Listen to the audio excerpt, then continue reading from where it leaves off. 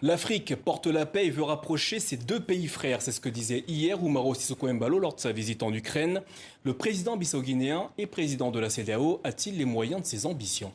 D'abord, il faut dire que ce voyage du président de Guinée-Bissau vient compléter celui entrepris il y a quelques mois par Macky Sall et le président de la Commission de l'Union africaine, Moussa Faki Mahamat.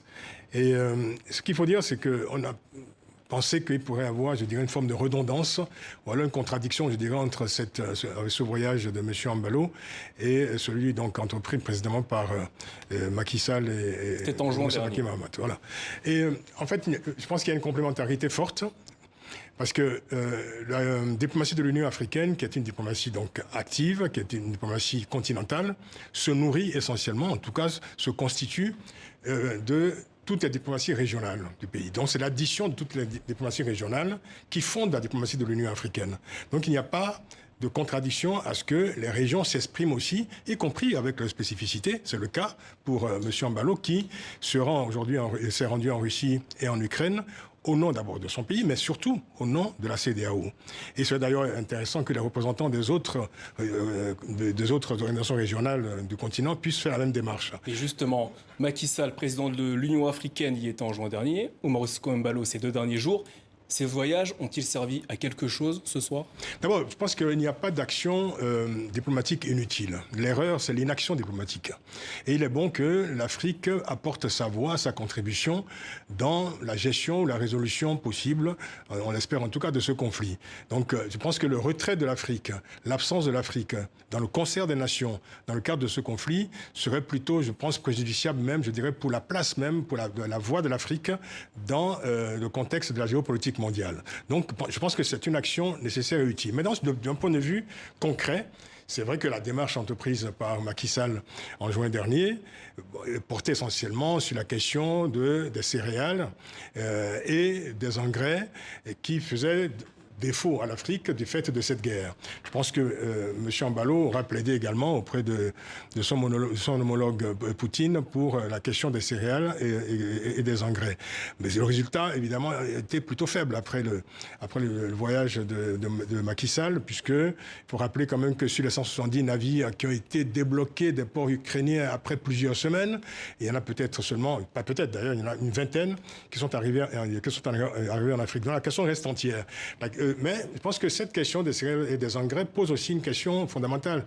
Vous allez certainement me demander finalement si c'est la guerre de l'Afrique. Naturellement. Mais voilà, mais je pense que l'Afrique tirera aussi quelques enseignements de cette guerre. Donc elle est concernée. Un des enseignements majeurs sera de se questionner sur cette dépendance excessive de l'Afrique vis-à-vis de ces 2 principaux fournisseurs d'engrais et de céréales que sont la Russie et l'Ukraine. Il faut peut-être repenser complètement les politiques agricoles sur le continent africain pour réduire cette dépendance qui aujourd'hui, évidemment, saute aux yeux parce que cette dépendance était ignorée jusqu'à présent par les opinions africaines. Le 2 mars, 25 pays africains s'étaient abstenus lors du vote d'une résolution à l'Assemblée générale de l'ONU condamnant l'invasion russe en Ukraine. Ce mois-ci, il n'était que 19 à s'abstenir au moment du vote de l'ONU pour condamner les annexions de la Russie des territoires ukrainiens. Comment faut-il interpréter ces votes? Je pense qu'il y a une progression, je dirais, des positions africaines vis-à-vis de cette guerre, de ce conflit. Parce que, d'abord, c'est vrai que dans le premier vote, au moment de l'agression, au moment de l'invasion de l'Ukraine par la Russie, il y avait un certain nombre d'abstentions, mais il faut rappeler que 28 pays africains avaient voté en faveur de la condamnation de l'invasion, de l'agression de l'Ukraine par la Russie. On avait beaucoup insisté sur l'abstention, mais il faut surtout prendre en compte la diversité des positions africaines.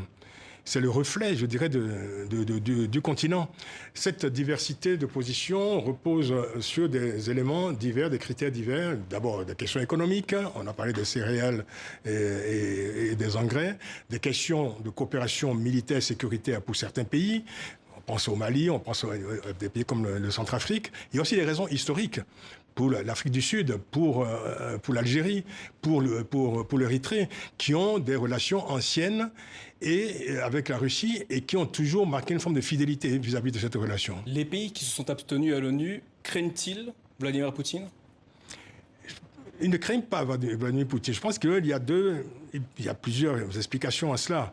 Il y a d'abord le fait que c'est vrai qu'il y a une partie du continent africain qui considère que ce n'est pas une guerre africaine, que ce n'est pas un conflit africain, et que cette confrontation aujourd'hui, en tout cas clairement énoncée par Vladimir Poutine entre le camp de la Russie et ce qu'on appelle l'Occident, l'Afrique, une partie de l'Afrique qui considère que cette guerre n'est pas la sienne.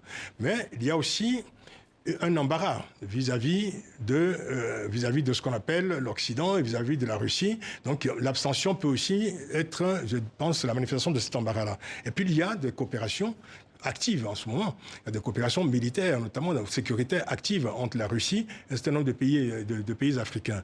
Donc plutôt que de soutenir fortement l'aventure russe en Ukraine, il y a cette abstention parce que justement, même les pays qui s'abstiennent ne sont pas aujourd'hui, ils ne sont pas disposés à soutenir les motifs du conflit, les motifs de la guerre russe, tout en marquant soit une fidélité, soit une forme de neutralité vis-à-vis de ce conflit. Aucun pays africain aujourd'hui ne soutient les motifs qui fondent ce conflit, partant du principe que le socle même, je dirais, de l'Union africaine, le socle même des pays africains et de leur réalité, de leur existence, c'est le refus de toute forme d'impérialisme et c'est sur la question de l'intangibilité des frontières, par exemple, et c'est essentiellement la question de l'embarras, je dirais, à soutenir une aventure qui a quand même tous les atours, en tout cas, de l'aventure impérialiste. Francis Lupo, merci pour cet éclairage. Je rappelle le titre de votre dernier ouvrage, Blues démocratique 90-2020,